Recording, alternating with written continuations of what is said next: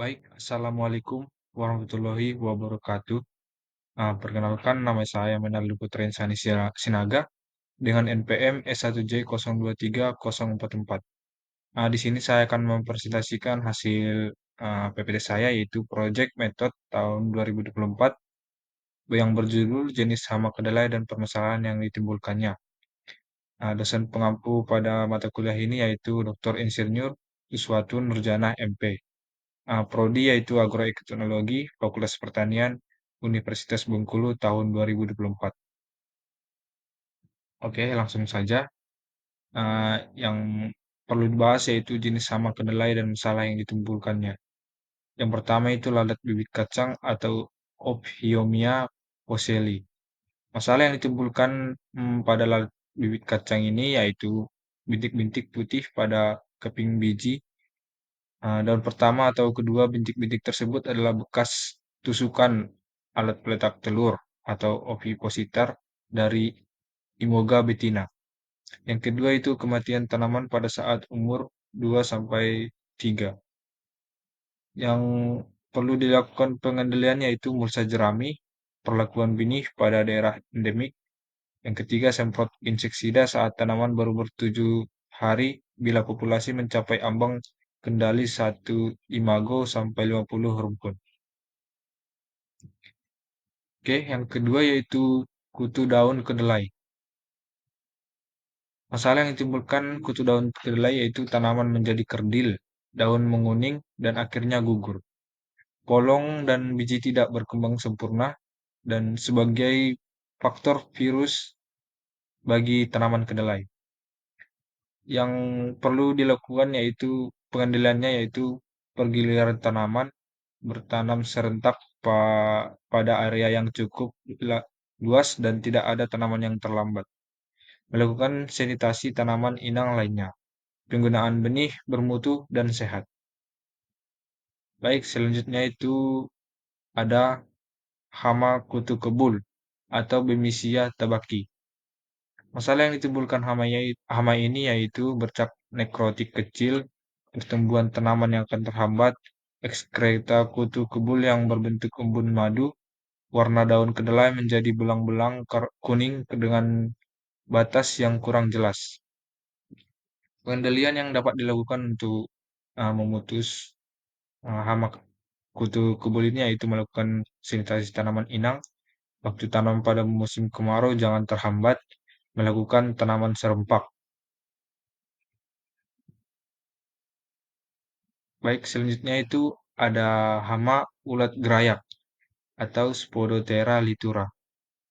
Masalah yang ditimbulkan pada hama ini yaitu daun menjadi transparan dan dari jauh tampak berwarna keputih-keputihan. Serangan pada tanaman muda dapat menghambat pertumbuhan dan dapat mematikan tanaman.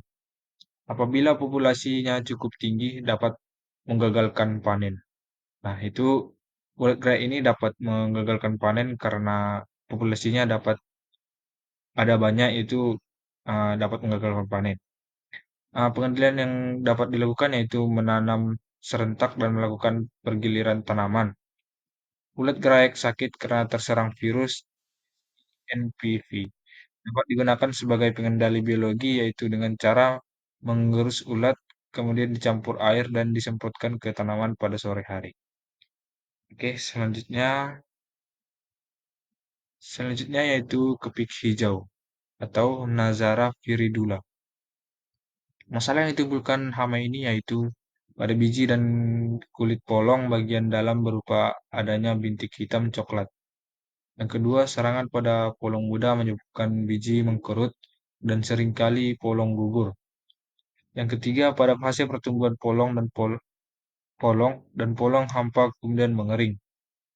Dapat kita lihat pada gambar yang di bawah yaitu eh, hama kepik hijau terlihat sedang menghisap polong yang di tempat teduh. Pengendalian yang dapat kita lakukan yaitu melakukan tanaman serentak dan pergiliran tanaman dengan tanaman bukan inangnya dan sanitasi inang lainnya. Kombinasi dengan penggunaan tanaman perangkap yang digunakan ialah kacang hijau atau varietas merak ditanam pada saat tanaman kedelai telah ditanam dan strata yang ditanam 2 minggu sebelum tanaman kedelai. Oke, baik. Selanjutnya, bentar. Baik, selanjutnya yaitu ulat jengkal atau Chrysodiasis calcis. Masalah yang ditimbulkan pada hama ulat jengkal ini yaitu serangan ulat jengkal meninggalkan tanda yang berupa bekas gigitan. Nah, yang kedua, di tepi daun muda yang makin lama makin ke tengah hingga akhirnya hanya tersisa tulang daunnya. Ulat jengkal dapat pula menyerang bagian yang lunak, misalnya ujung tanaman atau buah muda. Dapat kita lihat pada gambar yang di samping dan di bawah, uh, hama ulat jengkal sedang memakan uh, daun kedelai. Pengendalian yang dapat kita lakukan yaitu pengendalian secara biologis dilakukan dengan melepas musuh alaminya yaitu Aphanteles sp dan Listomystic sp. Pemberantasan secara kimiawi dilakukan menggunakan inseksida yang sesuai dengan dosis yang dianjurkan. Baik, kita sudah sampai di kesimpulan. Kesimpulan yang saya dapat dalam PPT ini yaitu untuk mengendalikan hama dan penyakit pada tanaman kedelai dapat menggunakan beberapa cara, seperti fungisida untuk mengendalikan patogen yang ditularkan melalui tanah, nematida untuk mengendalikan nematoda kista kedelai, nematoda simpul akar, dan hama nematoda kedelai lainnya. Pengendalian hama terpadu atau PHT yang mengutamakan penggunaan bahan-bahan organik. Selanjutnya itu ini daftar pustaka yang saya cantumkan ada 3, dapat kita lihat.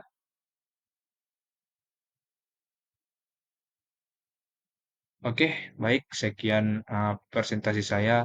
Jikalau ada kata-kata saya yang salah, mohon dimaafkan. Um, saya tutup. Wassalamualaikum warahmatullahi wabarakatuh.